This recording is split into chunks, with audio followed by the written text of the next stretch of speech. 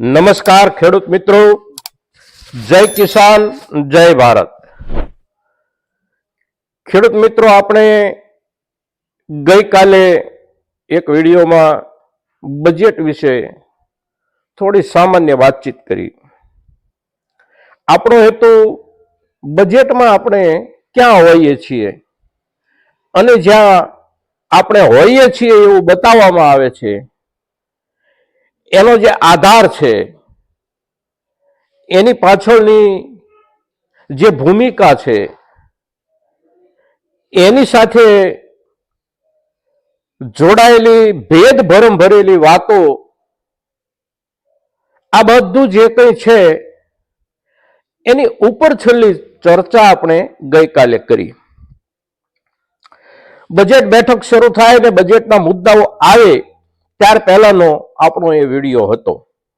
એટલે બજેટમાં આપણા માટે શું આવ્યું વગર તો આપણે બજેટમાં ક્યાં, એની આ બજેટ પૂરતી કોઈ ચર્ચા આપણે નહોતી કરી, કારણ કે બજેટના મુદ્દાઓ આપણી સામે હજુ નહોતા આવ્યા.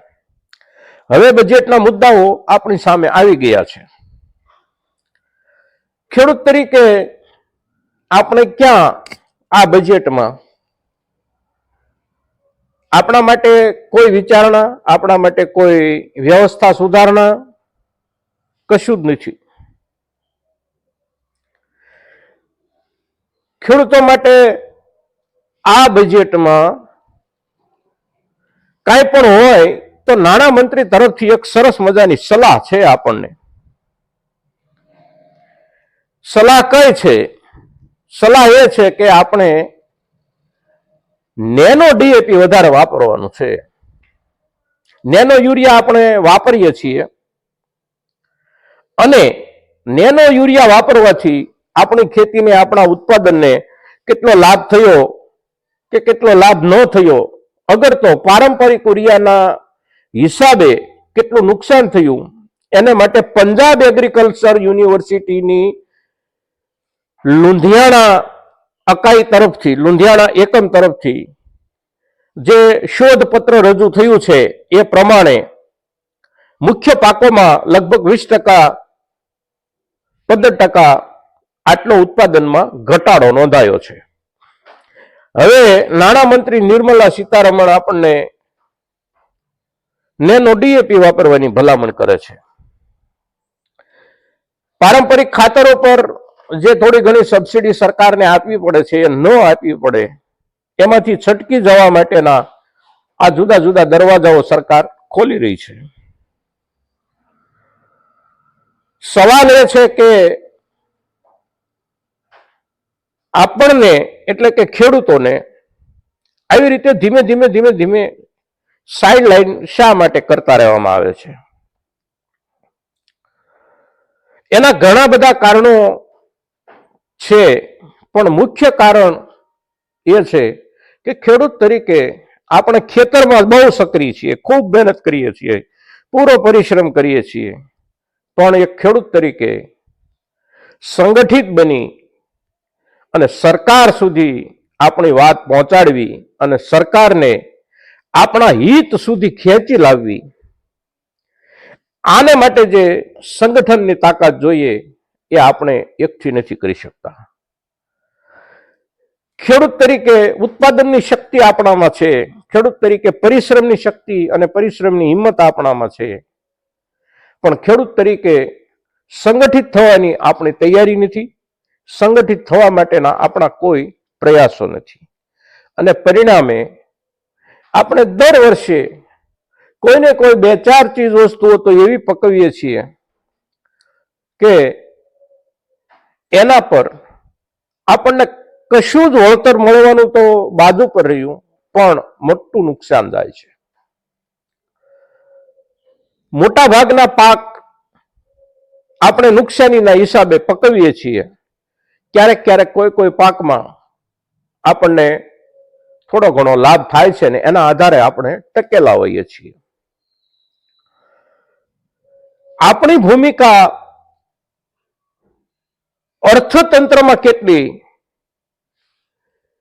એ મુદ્દાનું મહત્વ આપણા દિમાગમાં પણ એટલું ભરી દેવામાં આવ્યું છે કે આપણે પણ બીજી સાઈડ વિચારવાનું છોડી દીધું છે. અર્થતંત્રમાં આપણો હિસ્સો કેટલો એનો જવાબ ગોતવા કરતા જીવન તંત્રમાં આપણો હિસ્સો કેટલો એનો જવાબ આપણે સરકારને ગોતતી કરવી પડશે. અને કહેવાતા અર્થશાસ્ત્રીઓ જેમણે સિક્કા મરાવ્યા છે અર્થશાસ્ત્રીઓ તરીકેના આ લોકોને આપણે આ મુદ્દા પર વિચારતા કરવા પડશે. અને જ્યાં સુધી આપણે એ નહીં કરી શકીએ ત્યાં સુધી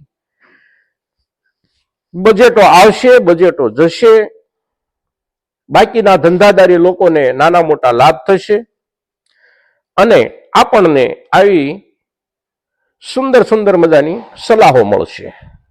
આ વાપરો, આ વાપરો, આ કરો, તે કરો.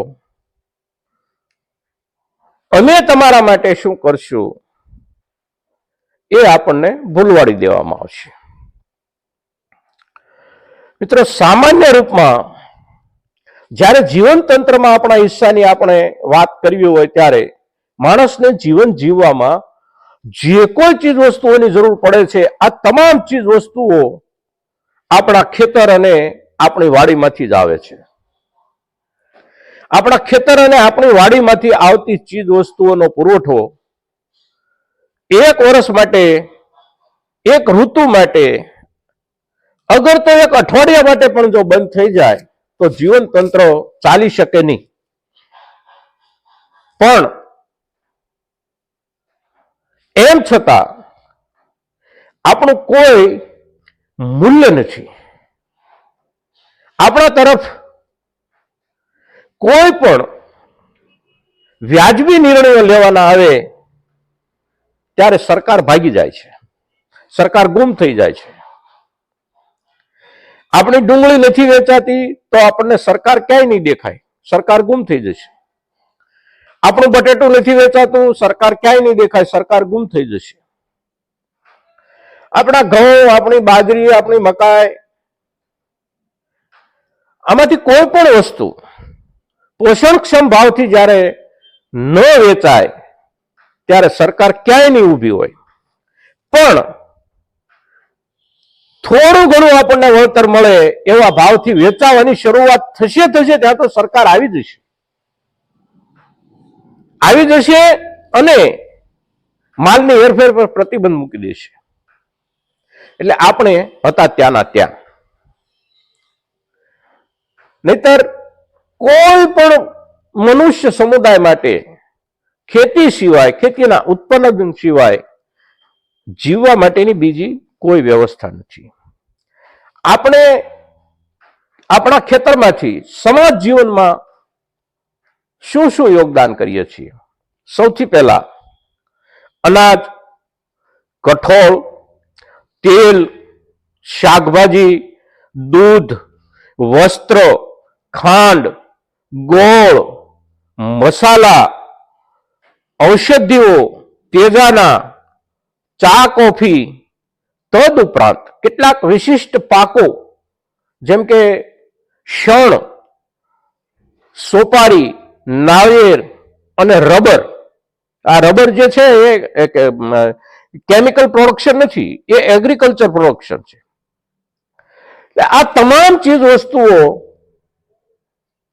સમાજ જીવનને ખેડૂત તરફથી પૂરી પાડવામાં આવે છે. અને છતાં દેશનું બજેટ બને અને એમાં ખેડૂત માટે કોઈ નવી વાત ન હોય અને સરકાર આપણને એવું કહે કે અમે ખેતી અને ખેડૂતના વિકાસ માટે કામ કરીએ છીએ. સરકાર આપણને એવું કહે કે અમે ખેડૂતની આવક વધારવા માટે કામ કરીએ છીએ. ત્યારે આપણને 2014ના દિવસો યાદ આવે છે કે એક મહાપુરુષે 2014માં આપણને એવું કીધેલું કે 2022 આવે ત્યાં સુધીમાં ખેડૂતની આવક બમણી કરવાની છે. થયું એવું કે ખેડૂતનો ખર્ચ બમણો થઈ ગયો અને આવક એની રહી. 2014માં પણ આપણે ડુંગળી 200 રૂપિયાની મણ વેચતા હતા, કપાસ 1200 રૂપિયાનો મણ વેચતા હતા, અને આજે પણ એના એ જ પૈસામાં આપણે વેચીએ છીએ. અને સરકાર પોતાની પીઠ થપથપાવે છે કે અમે ખેતી અને ખેડૂતના વિકાસ માટે, ખેડૂતની આવકની વૃદ્ધિ માટે 18 કલાક કામ કરીએ છીએ. તો મિત્રો, આપણે વિચારવાનું છે કે આપણા માટે, ખેડૂત સમુદાય માટે સરકાર પાસે શું છે?